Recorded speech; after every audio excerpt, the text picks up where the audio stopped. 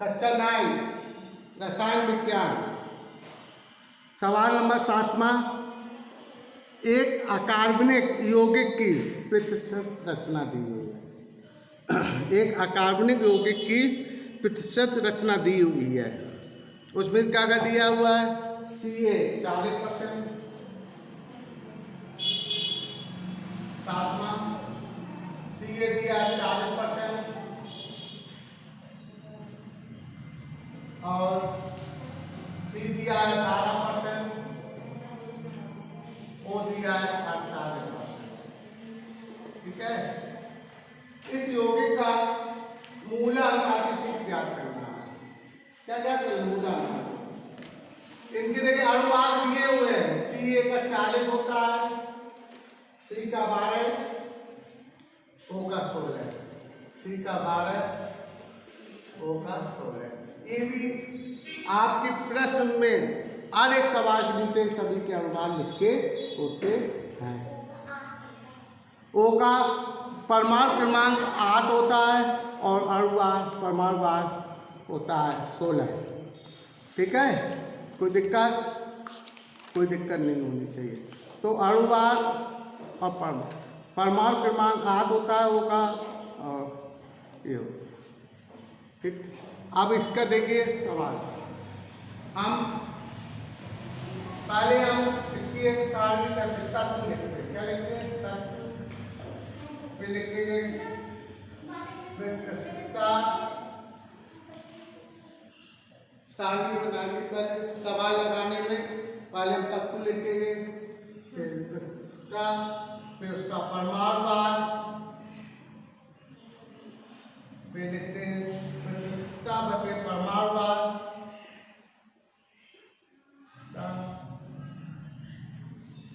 बटे परमाणु भार लिखा जाता है, परमाणु भार।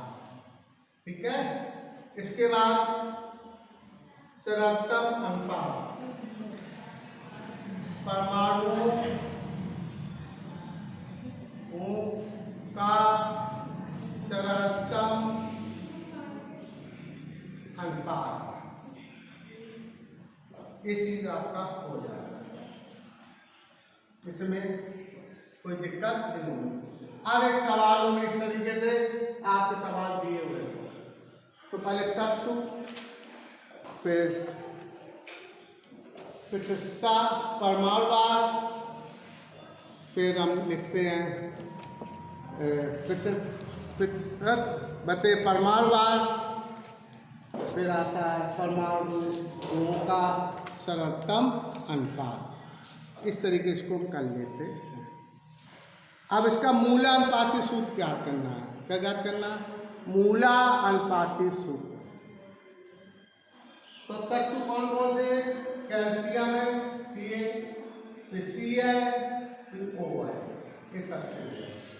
इनकी प्रतिशतता कितनी दी है? Ca कैल्शियम कितने प्रतिशत है? 40% है, कार्बन 12% है, ऑक्सीजन 48%। इन सबका योग 100 आ रहा होगा। कितना आ रहा होगा? कितनी प्रतिशत? सबका योग 100 आएगा। ठीक है, ये हमको परमाणु भार सवाल में दिए हुए हैं और हमने आपके सामने लिख दिए। कैल्शियम का 40 होता है, कार्बन का 12, O का 16। ठीक है, कैल्शियम का 40, C का 12, O का 16। ये प्रश्न दिए हैं, अभी दी रहती है। क्लियर हो गया? अब क्या करना है? प्रतिशतता बटे परमाणु भार। तो अरे कैल्शियम की कितनी प्रतिशत? 40% बटे 40, तो 40 कैंसिल, एक आ गया। कार्बन की प्रतिशत मात्रा 12% है, इसकी परमाणु भार 12 है, 12 कैंसिल, एक आ गया। ये कितना है? 48 बटे 16, 16 में 16 पे 48। इस तरीके से फिर सत्ता बटे परमाणु भार हम ज्ञात कर लेते हैं। हर एक सवालों में कोई दिक्कत नहीं पड़ेगी आपको। अब परमाणुओं का सरलता अनुपात क्या निकालते हैं? परमाणुओं का सरलता अनुपात, तो ये जो अनुपात निकले हैं तो सबसे कम है, सबसे कम इनमें में से कौन है? 1 आ रहा है, 3 4 आ रहा है, जो कम होता है। ये 22 साल दोनों बराबर है, कोई दिक्कत नहीं। हम सबसे कम वाली संख्या का तो आता भाग करते हैं, उसका प्रत्येक में भाग दे देते हैं, वो सरलता अनुपात कहलाता है। 1 अपॉन सब में 1 का भाग 1, 3 के नीचे भी 1 लेते हैं, 3 तो सबसे कम होता है 1 है, 1 का हम इन तीनों में भाग देंगे। अगर यहाँ पर 2 होता कहीं भी तो 1 का सब में भाग देंगे, इस सरलता अनुपात आ जाता है। ठीक है, अब हमें चाहिए मूलानुपाती अनुपात, मूलानुपाती सूत्र क्या चाहिए? मूलानुपाती सूत्र। तो मूलानुपाती सूत्र, मूला अनुपाती सूत्र चाहिए। तो आप क्या करेंगे? कैल्शियम कितना आया? 1 आया, तो Ca1 लिख लेते हैं। C कितना आया? 1 आया। देखो भाई कैल्शियम में कितना आया सर? 1, Ca1। कार्बन का कितना आया? 1 आया, C1। और O का कितना आया? 3 आया। O का कितना आया? चल 3 आया, तो O3। ठीक है, अब एक को हम दर्शाते नहीं है, एक नहीं लिखा जाता, इसलिए क्या हो जाएगा? CaCO3। क्या नाम? CaCO3, यानी इसका रासायनिक नाम हो जाता है कैल्शियम कार्बोनेट। कैल्शियम कार्बोनेट, यही इसका मूलानुपाती सूत्र बन जाता है, कैल्शियम कार्बोनेट। कैल्शियम कार्बोनेट ये मूलानुपाती सूत्र आपका आ जाता है। इस तरीके से हम ये सब सवाल इसी तरीके से होंगे। कैल्शियम कार्बोनेट देखिए, अपने समझ लीजिए, तो तत्व दिए होते तत्व लिख लेते हैं, फिर लिख लेते हैं, फिर परमाणु भार दिया होगा, फिर परमाणु भार, फिर परमाणुओं का सर्वोत्तम अनुपात ज्ञात कर लेते हैं। इस तरीके से हम सवाल को लगा लेते हैं।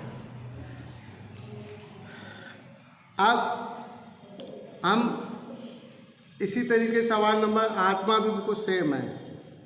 ठीक है, लेकिन हम आत्मा हम कल बताएंगे आपको, क्योंकि बड़ा सवाल है। अब हमें अणुसूत्र पूछा है, तो पहले मूलानुपाती सूत्र निकालते हैं, फिर अणुसूत्र निकाल लेते हैं। अब इसके देखिए, अब और कुछ चीज बता रहे हैं तो समझिए। जैसे आपको हम ये बता चुके हैं, फिर मैं बार बार कह रहा हूं, FeCl2 लिखा है और एक लिखा है FeCl3। यहाँ देखिए समझ लो, FeCl2 लिखा है, FeCl3 लिखा है। हमने आपको बताया था Fe कुछ ऐसे तत्वों जैसे Fe है 21 आवश्यकता +2 होती है, और Fe भी 3 भी होती है। कितनी होती है? 3। ये परवर्ती संयोजकता रखते हैं। क्या रखते हैं? परवर्ती संयोजकता रखते हैं। जैसे कॉपर Cu की +1 एक होती है, और Cu की +1 एक होती है, और Cu की तुम्हारी +2 भी होती है। कितनी होती है? 2 भी होती है। और Hg की +1 होती है, Hg की +2 भी होती है। लेकिन इनके नामकरण में अंतर होता है। नामकरण क्या होता है?